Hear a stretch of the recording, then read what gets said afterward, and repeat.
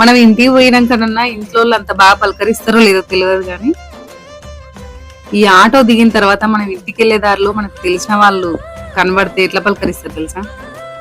బాగున్నావా నాయనా, మంచిగా ఉన్నావా బిడ్డ, ఓ పిల్ల అంత మంచేనా, ఇట్లా పలకరిస్తారు.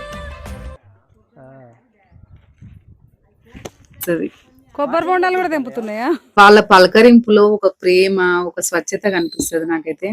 ఇట్లాంటి పలకరింపులు మనకు సిటీలో ఎక్కడైనా కనిపిస్తాయా? నువ్వు ₹1,00,00,000 ఇచ్చినా సరే దొరకవు.